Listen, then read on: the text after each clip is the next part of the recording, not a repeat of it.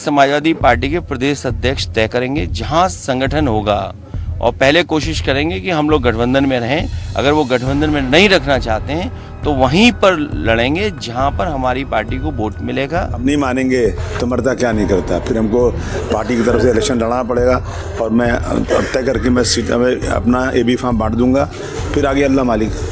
महाराष्ट्र में कांग्रेस सपा को केवल 2 सीटें देने के लिए तैयार है, जबकि सपा की महाराष्ट्र यूनिट 5 सीटों पर अड़ी हुई है। उनका कहना है कि अगर 5 सीटें नहीं मिली तो वो 25 से 30 सीटों पर अपने प्रत्याशी उतार देंगे। अब सपा प्रमुख अखिलेश यादव को तय करना है कि वो अपनी महाराष्ट्र यूनिट की सुने या फिर सहयोगी कांग्रेस के शीर्ष नेतृत्व की बात मानकर गठबंधन की सियासत लाएंगे। खास तौर पर तब जब यूपी में कांग्रेस ने सपा के लिए मैदान छोड़ दिया है। महाराष्ट्र विधानसभा चुनाव से पहले इंडिया गठबंधन में दरार पड़ती दिख रही है। समाजवादी पार्टी की महाराष्ट्र इकाई के अध्यक्ष अबू आजमी ने कहा है कि महाविकास अघाड़ी की तरफ से सीट बंटवारे पर अब बहुत देर हो चुकी है। हम 1 से 2 दिन में अपना फैसला ले लेंगे। उन्होंने कहा कि इस बाबत सपा अध्यक्ष अखिलेश यादव से भी बात हो चुकी है और उन्होंने हमें फैसला लेने का पूरा अधिकार दे दिया है। हाशिम भाई, क्या कुछ तय हुआ, क्या आपकी कुछ बात हुई है महाविकास अघाड़ी से या शरद पवार से, किसी से कुछ सीट को लेकर?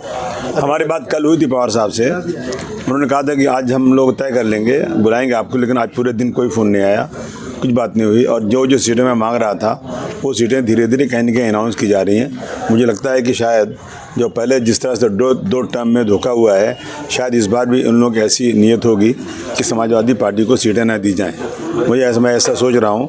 मैं अभी भी इंतज़ार कर रहा हूँ। मैं नहीं चाहता हूँ कि महाविकास अघाड़ी टूटे, मैं नहीं चाहता हूँ वोटों का बंटवारा हो। मैं चाहता हूँ फ़िरकापरस्त पार्टियाँ, किस फ़िरकापरस्त पार्टियों को हम सब मिल के हराएँ। जिस तरह से पिछली बार पार्लियामेंट में अब की बार 400 पार वालों को 240 पे लाए और 2 बैसाखी उनके हाथ में आ गई, और यहाँ भी ऐसा कुछ हो जाए, ये हमारी आखिर दम तक कोशिश होगी। अब नहीं मानेंगे तो मरता क्या नहीं करता, फिर हमको पार्टी की तरफ से इलेक्शन लड़ना पड़ेगा और मैं तय करके मैं सीट में अपना AB फॉर्म बांट दूंगा, फिर आगे अल्लाह मालिक। अच्छा, इस पूरी बात को देखते हुए कहीं ना कहीं वर्सोवा की जिस सीट की आप मांग कर दें, अब वो भी उद्धव ठाकरे ने हारून खान को दे चुके हैं, तो कहीं ना कहीं आपकी इस पूरे मामले को लेकर चर्चा अखिलेश यादव जी से हुई है या आप इसे किस तरीके से? नहीं, मेरी बात अखिलेश भाई से हुई है। उन्होंने कहा कि आपको पूरी अथॉरिटी यहाँ पर कांग्रेस की तरह नहीं है कि कांग्रेस से बड़े बड़े लीडर यहाँ पे हैं जो मुख्यमंत्री रह चुके हैं, बड़े बड़े पोस्ट पर रह चुके हैं, सरकार चला चुके हैं, लेकिन ये लोग एक सीट भी बांट नहीं सकते। इनको बार बार यहाँ से दिल्ली जाना पड़ता है, दिल्ली से पूछना पड़ता है, और इसमें लेट पे लेट होता जा रहा है। अखिलेश जी ने मुझे पूरी अथॉरिटी दिया हुआ है कि यहाँ की जनता के लिए जो सबसे अच्छा हो, एक कदम उठाना आप। अच्छा, आप जिस चीज़ से लड़ रहे हैं शिवाजी नगर गोंडी से, तो उसकी घोषणा आप नवाब मलिक ने भी कर दी है कि वो भी 29 तारीख को जाएंगे, नॉमिनेशन भरेंगे, चाहे उनको टिकट मिले या ना मिले। नहीं, उनकी मर्जी जो चाहेंगे, उसमें मैं क्या बोल सकता हूँ। जिसको लड़ना हो लड़ इलेक्शन। बस मैं ये कहूँगा कि वोटों का बंटवारा नहीं हो जिससे फ़िरकापरस्त पार्टियों को फ़ायदा न पहुँचने पाए। कितना दिन आप रुकेंगे और अभी? नहीं, मैं बस 29, 30, 28, 29 2 ही दिन बाकी है। रुकना क्या, इसी 2 दिन में फैसला मैं कल परसों कर लूँगा।